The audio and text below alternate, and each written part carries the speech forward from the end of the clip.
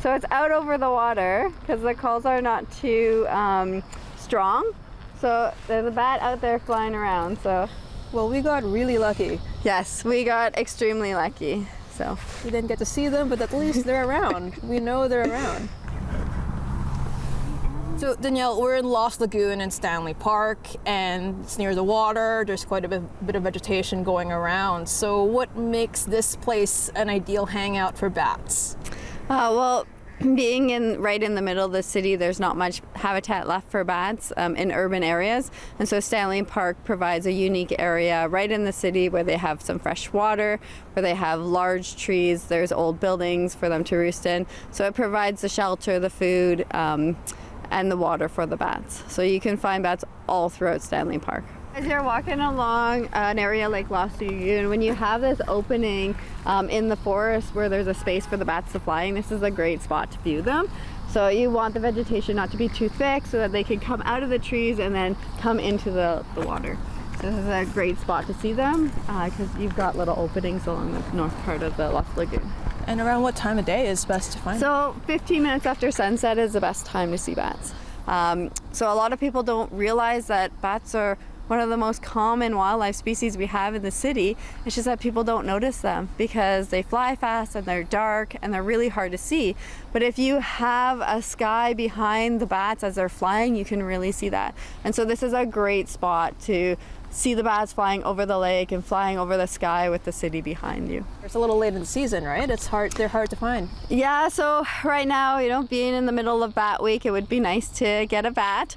But what most people don't realize is that even though Halloween's approaching and everybody's seeing bats everywhere, the bats are actually sleeping. So as the temperatures get cold, there's no more insects for them to feed, and so they go into hibernation. You count bats every year. Yes. So what can you tell us about the numbers? Yeah, so we recruit a lot of really dedicated volunteers, and we have regular weekly or bi-weekly bat emergence counts within Stanley Park. There's 2 known summer maternity roosts here, as well as several bat boxes throughout the park.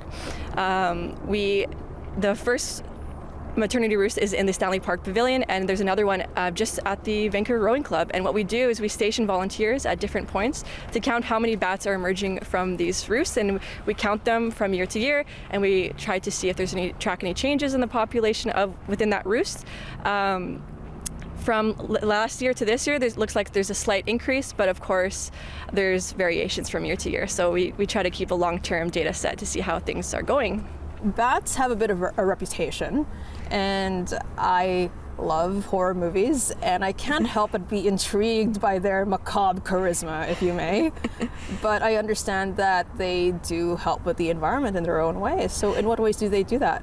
Yes, and so we're trying to get people to not think about the bad part of bats, but try to think of them as a very important wildlife. So here in Vancouver and all of Canada, our bats are insectivores. They're out there every night consuming vast quantities of insects. Bats are eating over 80 different species of insects that are attacking crops. So very important for agriculture.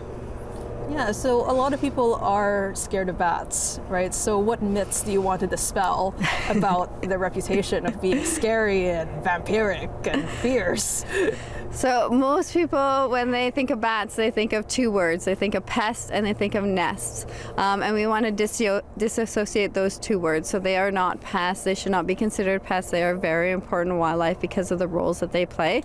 They do not nest. They only roost in locations. So they don't carry anything in. They don't chew. They don't build anything. They just hang out in crevices. So that's one myth that I want people to know about.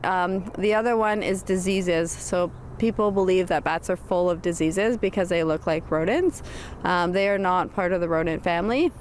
The only disease that they carry in BC that you need to be aware of is rabies, which is serious, but less than 1% of the population carries rabies. So if you respect wildlife and don't touch them, you have no fear from bats.